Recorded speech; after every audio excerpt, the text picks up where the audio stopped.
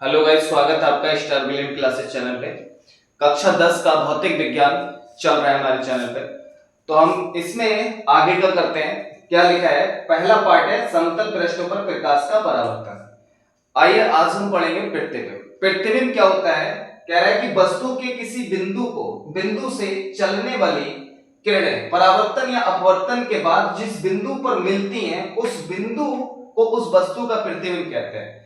देखिएगा, कह रहा है कि वस्तु के किसी बिंदु से चलने वाली किरणें परावर्तन या अपवर्तन के बाद जिस बिंदु पर मिलती हैं उस बिंदु को उस वस्तु का प्रतिबिंब कहते हैं। यानी किसी वस्तु के किसी बिंदु से चलने वाली किरणें परावर्तन या अपवर्तन के बाद जिस बिंदु पर मिल जाती हैं तो उस बिंदु को कहते हैं उस वस्तु का प्रतिबिंब।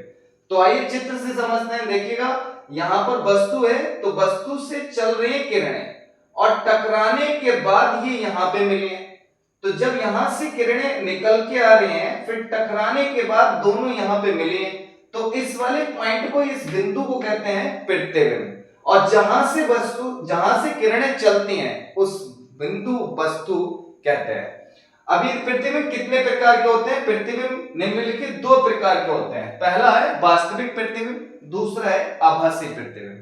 तो वास्तविक प्रतिबिंब लिखा है कि जब किसी बिंदु वस्तु से चलने वाली प्रकाश किरणें परावर्तन के बाद किसी दूसरे बिंदु पर वास्तव में मिलती हैं।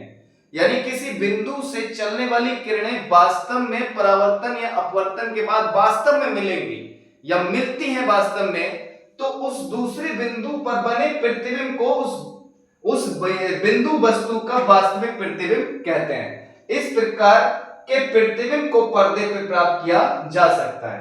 यानी कि वास्तव में अगर किरणें मिलती हैं तो जिस बिंदु पर वास्तव में मिलती हैं उस बिंदु पर बने प्रतिबिंब को क्या कहते हैं? वास्तविक प्रतिबिंब। इसके बाद में आभासी प्रतिबिंब, जब किसी बिंदु वस्तु से चलने वाली प्रकाश किरणें परावर्तन के बाद किसी दूसरे बिंदु पर वास्तव में नहीं मिलती हैं।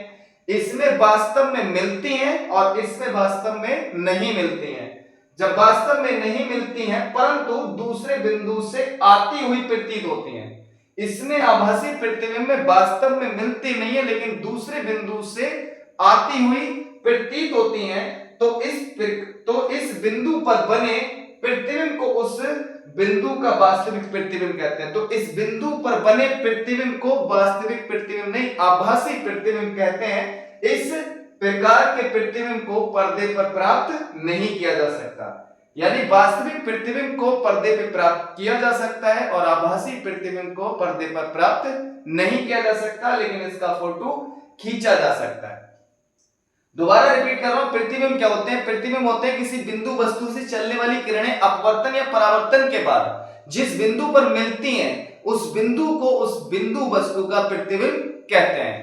प्रतिबिंब कितने प्रकार के होते हैं? दो प्रकार के। एक होता है वास्तविक प्रतिबिंब, एक होता है आभासी प्रतिबिंब। वास्तविक प्रतिबिंब वो प्रतिबिंब होते हैं जिसमें किसी न किसी बिंदु पर वास्तव में वस्तु से चलने वाली किरणें वास्तव में किसी बिंदु पर मिलती हैं तो उस बिंदु को ही हम कहते हैं वास्तविक प्रतिबिंब। आभासी प्रतिबिंब में क्या है कि आभासी प्रतिबिंब में वास्तव में मिलती नहीं है लेकिन ऐसा प्रतीत होता है कि किरणें आ रही हैं।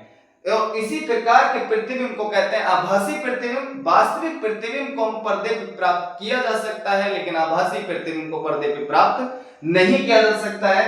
जल्दी से एक कॉपी पे नोट कर लीजिएगा। इसके बाद में आइए देखते हैं क्या लिखा है। अब हम पढ़ेंगे दर्पण। क्या लिखा है दर्पण में देखते हैं। तो हमने लिख रखे हैं दर्पण। दर्पण कितने प्रकार के होते हैं? दर्पण क्या होता है? तो दर्पण पहले देखिएगा, दर्पण की डेफिनेशन जो परिभाषा है वो हम दो लिखवाए, तो आपको जो आसान लगे आप उसको याद कर लीजिएगा। तो देखिएगा, लिखा है कि एक ऐसा दर्पण जो प्रकाश का परावर्तन कर देता है उसे दर्पण कहते हैं। तो एक ऐसा यंत्र या फिर एक ऐसा पदार्थ जो प्रकाश का परावर्तन कर देता है उसे दर्पण कहते हैं। परावर्तन क्या होता है? परावर्तन हम पढ़ा चुके हैं आपको। परावर्तन होता है जब कोई प्रकाश की किरण एक माध्यम से आती है दूसरे माध्यम में या चिकनी पॉलीदार सतह से टकराकर वापस उसी माध्यम में लौट जाती है।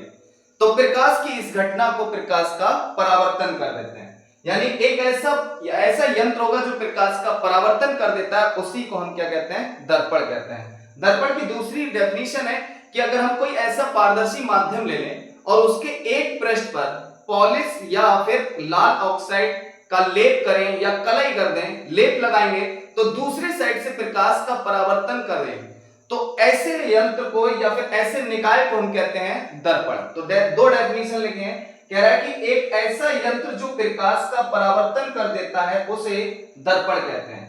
फिर लिखा है कि दूसरी डेफिनेशन अथवा करके, या यदि किसी चिकने पारदर्शी माध्यम तल के एक पृष्ठ पर कलई या लाल ऑक्साइड का लेप करके दूसरे पृष्ठ को परावर्तक पृष्ठ बना दिया जाए तो यह निकाय दर्पण कहलाता है। यानी कि एक पृष्ठ पर लाल ऑक्साइड या कलई का लेप करें तो दूसरे पृष्ठ को परावर्तक पृष्ठ बना दें, तो ऐसे निकाय को हम कहते हैं दर्पण। दर्पण देखिएगा कितने प्रकार के होते हैं, लिखा है कि दर्पण निम्नलिखित दो प्रकार के होते हैं। पहला लिखा है समतल दर्पण। समतल दर्पण क्या होता है कि एक ऐसा दर्पण जिसकी सतह समतल होती है, ऐसे दर्पण को समतल दर्पण कहते हैं।